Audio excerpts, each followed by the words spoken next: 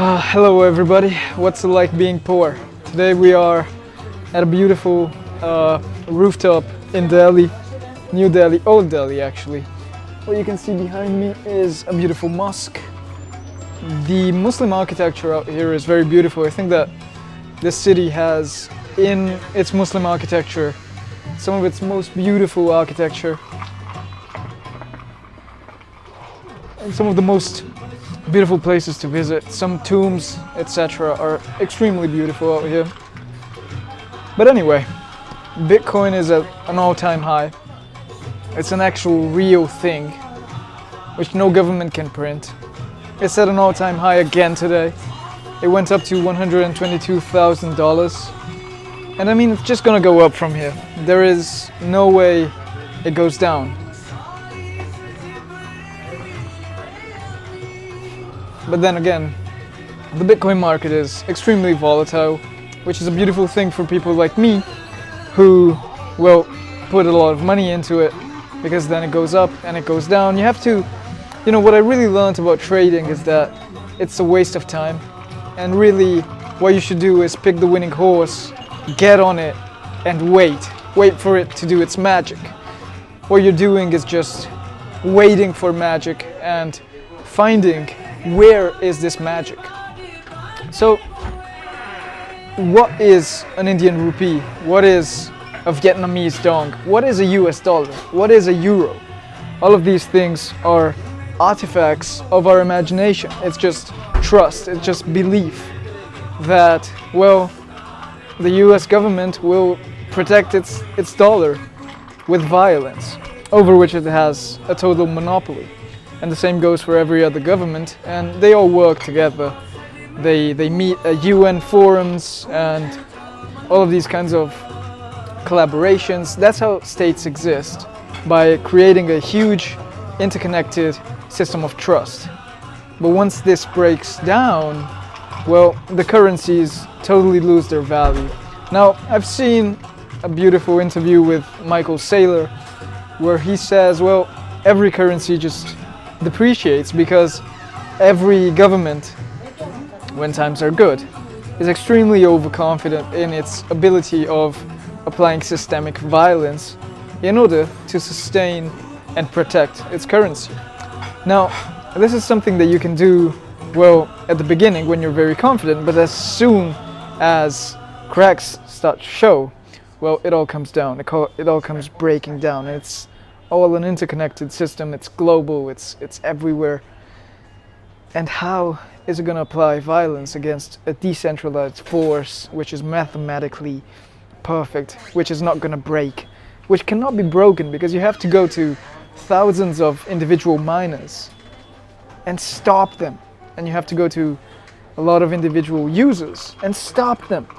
Now, well, the exchanges are one way, but still, the Bitcoin protocol cannot be stopped. It's simply an irresistible force, and it's going to be exploited by these governments. They're gonna, print money out of their asses. They're gonna buy Bitcoin and have it protect their value. Now, this is a beautiful time in history because the ground is shaking for everybody. AI is gonna come after all of these jobs, all of these fake jobs that only could exist in an environment of fake money. And real money is going to be back in town. Now there's going to be new layers on top of Bitcoin. There's going to be a lot of crypto coming in. It's bad times for everybody. It's bad times for the bankers. It's bad times for governments. It's going to be extremely eventful, but the magic is going to be in Bitcoin. It's simply an irresistible force which operates on its own, which cannot be brought down, which cannot be stopped, which cannot be hacked, which cannot be subject to violence. And so, well, I expect it to go up significantly. Also, this cycle that we have right now is going to be extremely different from the ones before. It's different in many ways, and the price has changed in very different ways from previous cycles. And one of the reasons for this is, well, there is much less activity on the main chain. because a lot of activity has been shifted on top of it. So most of the activity of Bitcoin is not on its blockchain. But still, the blockchain is something that cannot be stopped. You cannot kill millions of miners. You cannot go to their homes and make them stop. It's simply an unstoppable force, and it's the kind of force that you want to put your money in. Now, this is not financial advice, but this is what is going on. And this is one of the tools that is breaking the current system and making it impossible for violence to be applied against it. Now,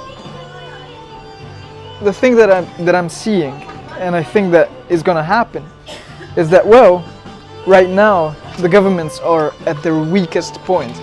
It doesn't mean that the governments are going to stop existing, but I think that they are extremely susceptible to external threats and external, well, violence and systems like Bitcoin, which undermine its legitimacy. And so coups and political, well, instability are something that comes out of this.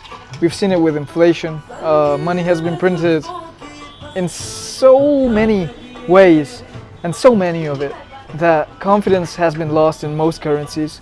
Every place in the world is experiencing inflation, and the only thing that is programmed to be inflation free is Bitcoin. So crypto is inevitable. It's gonna come. It's gonna be well, taking over the financial system. A lot of people in the financial system, BlackRock, etc., have been well, getting into Bitcoin, getting into crypto, because that is where the money is going. That is the tool which will control, well, the future. That is the unit of monetary value in a system which now has created artificial intelligence for everybody. So, you know, you should buy some Bitcoin. You should buy some of these beautiful t-shirts.